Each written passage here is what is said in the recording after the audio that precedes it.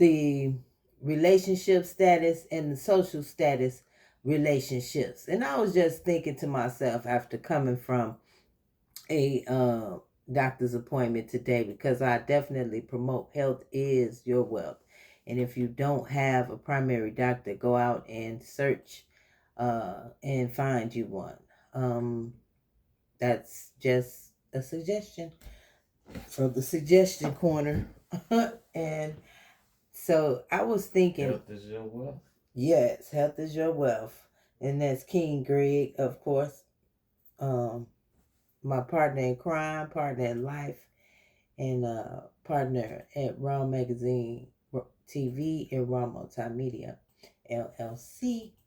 So this podcast and our next upcoming show, we are looking for guests on that topic of relationships and social relationships between men and women these days. So I was thinking, like, the new thing is, and how I see it after searching these social media streets and engaging outside in public social places. And I'm a big people watcher. I watch people, and I enjoy that.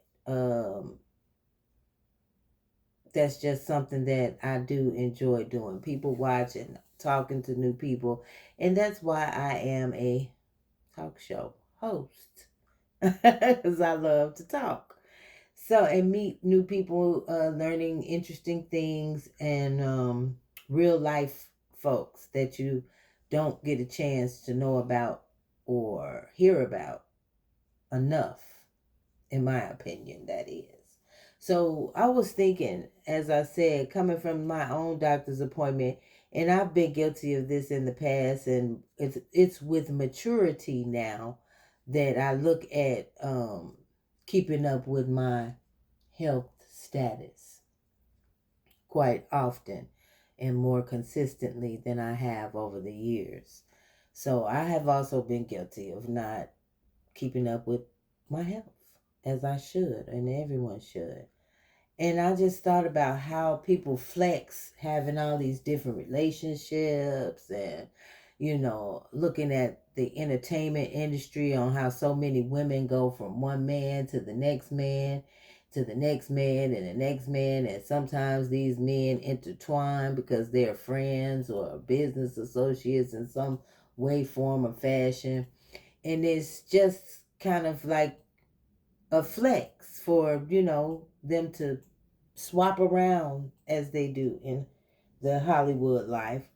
But then let's bring it down to, as I said, everyday people, the talk shows that carry everyday people like your Jerry Springer, your Maury, your nowadays the new talk show is Karamo, and who else is out there? You got your celebrity talk show host, Jennifer Hudson, and the other lady who took over and stood in under Wendy's name, Sherry. She got her own show now. So we have a plethora of different talk shows and talk show hosts, and what they choose to promote on their shows.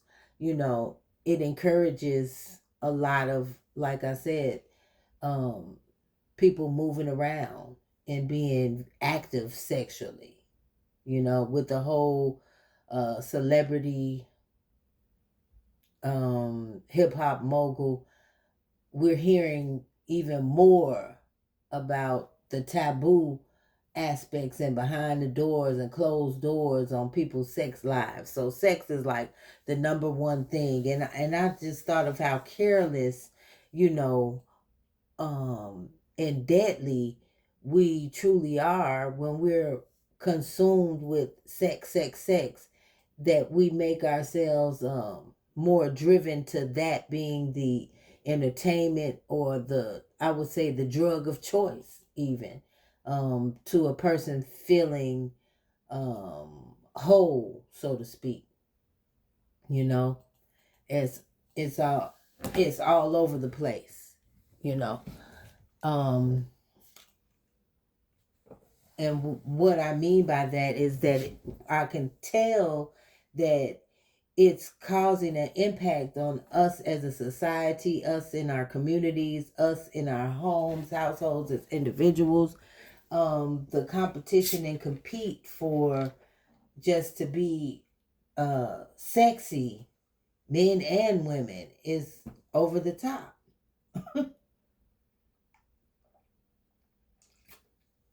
That I think, excuse me while I take a drink, you all, of my Sprite. Okay, so excuse me if I must say that we are a very sexualized society right now. And we overlook the safety aspect a lot, I believe, in my opinion. We overlook the safety in the small details that are overlooked before someone is sexually active with someone. It's like they don't know their last name of their partner that they're engaging in sexual sex acts with, and a lot of times without condoms or any form of protection. um, they don't really know the first name because sometimes they having sex with the person and they only know the nickname and have met him that day, that night. you know so the one night and the one day and the one afternoon stands are at an all-time high. And people don't have a respect for their own body because, as I just said, uh, not only do people have sex with other people without knowing their full first and last name, government, state ID, and this is happening. They just showed an episode on one of these television shows that this married couple has brought in another woman, and they know her as one name, and they've been having sex with her, and all of this is a relationship for over 2 years, and just finding out during a visit from someone else that her name isn't the name they know her by. So that's what I mean, that people on the first date, you should be looking at somebody's government ID, in my opinion. you know,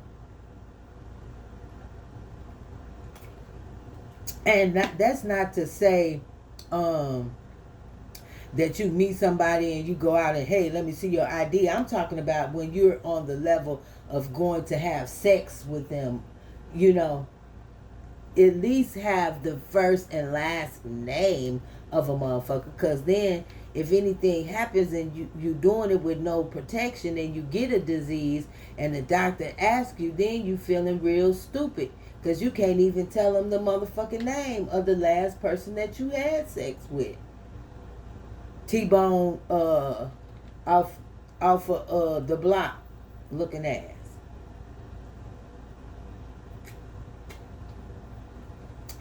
You don't know his name, his mama name, his sister name, if he got a sister or a brother. You don't know nothing. So that's what I mean about putting your life on the line, having sex with someone, and you don't even know the basic information. And that's quite common, you know. Then that's how shit gets spread, because if it's no record, you don't know this individual's name to tell and report that them, then they can't be contacted, and the people that they've been having sex with can't be contacted. So it's inhibiting the search to stop the spread of any sexually transmitted disease if you don't do the basics and know the name of the person you having sex with. Now take it to another step and another level. If you're getting intimate with someone, why wouldn't you know their last appointment and medical history with healthcare? You know, right now most doctors and everything is digital, so everybody got a my chart.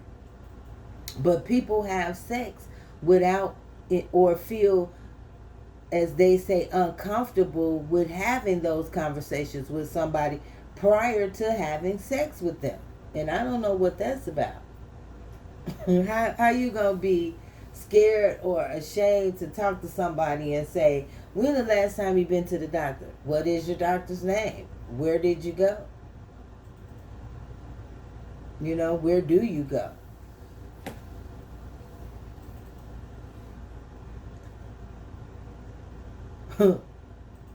So you uncomfortable with asking those questions for your health, safety, and that other individuals, because whatever you're asking them, you should be able to provide your own self. So if you think that they're going to be stuttering, answering and replying the questions that you're asking, make sure you're not stuttering with your answers to the questions.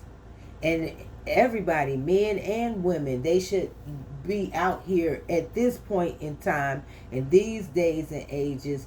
If y'all look at the statistics of how many infected people are out here, I don't see how you're still able to just have sex without all of those basic questions answered prior to engagement. I'm quite sure those body counts will go down if people start answering those types of questions before they want to engage sexually with the opposite individual. I can't even just put it on sex, male and female, only out of the perspective and understanding. That's what I practice.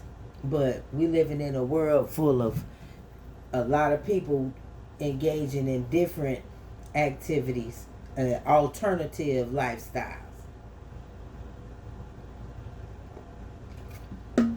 Respectfully. But this topic that I'm speaking on goes or beyond just heterosexual man and woman. It covers all the spectrums, all the alternatives that are available and being practiced out here that we're learning of and had no knowledge of until these days and times. So I'm just going to conclude. Would you like to add anything? You've been over there pretty quiet, King Greg, on the editing. Would you like to add anything in this discussion on the topic that I just spoke on? Well, it's sad that we still have the things going on that's, you know, that's going on when we are well aware of things, I guess people feeling really careless with it's like Russian roulette. They playing with their life, I don't understand it, God gonna show you every time, but then it's gonna end up being something really just killing motherfuckers, that's gonna, make people realize, like COVID, something like that you can't be all this intertwined with people. Well, now they got the commercials that make it seem as though it's no big deal if you catch AIDS. You can still live a healthy, fun life. Right. By taking these pills that lower your C level count or whatever. Yeah. So it used to be in our time like a death sentence. If somebody said that you had AIDS, and even people who caught AIDS, they were ostracized. Like people didn't even want to be around them, or well, a lot of them had full blown AIDS. By the time they realized they had HIV, they already full blown AIDS. Right. So how did we go from? To be honest, how did we go from it being an ostracized, oh my Lord, death sentence, you don't want to get it disease, and people still was out here having sex knowing that was out here. They even went into the campaign of saying because people was expecting in their head, if somebody had AIDS, they had full blown and they look all withered up and fucked up. And Right. remember, they started showing you healthy looking people that had full blown AIDS or HIV and shit. And motherfuckers was like, whoa, okay. So a motherfucker can look healthy and still have that shit. So, and they still remain reckless. Like I said, a lot of brothers and sisters out here do not protect themselves before engaging in sexual activities with people they really don't know.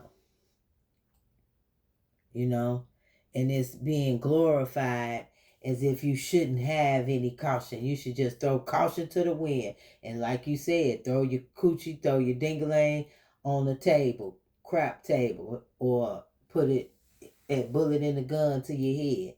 You know, you playing Russian roulette with your life. You know, and we are supposed to love our life, regardless of the ups and the downs that everybody face and everybody goes through. Just being able to get up and try again is a blessing. And I really want to stop using that word blessing. I want to find the word that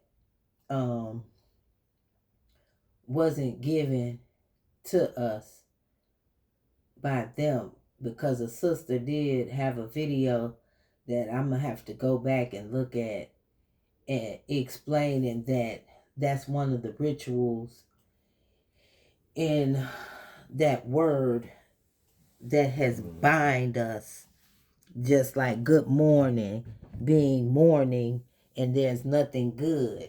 And the history behind that was after our some of our ancestors were killed. Those are what the slave masters would go in and say to the widows and the family of the dead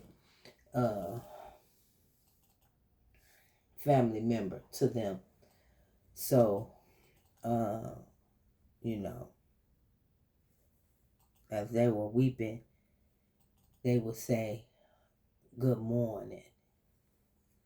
So I don't use good morning. I like to use, you know, a great new day and anything else except for that, which is another topic and subject that we will be taking guest speakers on as well, is, you know, the power in the words, and many words, you know, binding spells out here, casting spells, because we're saying it so often and consistently. So I'm going to take a journey in that area and speak to some people. If you would like to be a guest on encouraging people to tap into a better language, any linguistic educators, we definitely would love to hear from you. Help guide us through learning new ways to apply our language. Okay, so that it's more fitting for a righteous and a positive energy. Okay, so that's all you got to say, baby. I'm gonna wrap it up if you got more to say. I'm good. Okay. Well, until next you wrap time. It up, make sure y'all wrap it up too. Okay. That's what the conversation is. Everybody wrap it up, strap it up, and abstain. Can't forget that and leave that out. Just get into self and growing yourself, you know. Exactly. Establish yourself. If you put your focus on that, yes, really. Learn who you are and learn you know, what you're capable of as self. And that way, when it's time to join and be with somebody, once again, get all the facts, because you're given more than just a thrill. You know, you giving your effervescence to one another. And you will want your effervescence shared by less and more in that individual that you choose to be with. Okay? If that makes sense. If it don't, it's okay too. But I'm about to sign off. This is Queen Kiki, Raw Magazine TV, and King G, Greg. he go back and forth, y'all. Don't pay it no mind. He said King G one day and King Greg the other, but y'all know what it is. And make sure y'all hit us up at that number, which is 469 384 7831. All right. And email us contact@rawmultimediagroup.com. Visit that website and subscribe, www.rawmultimediagroup.com. Thank you. Peace.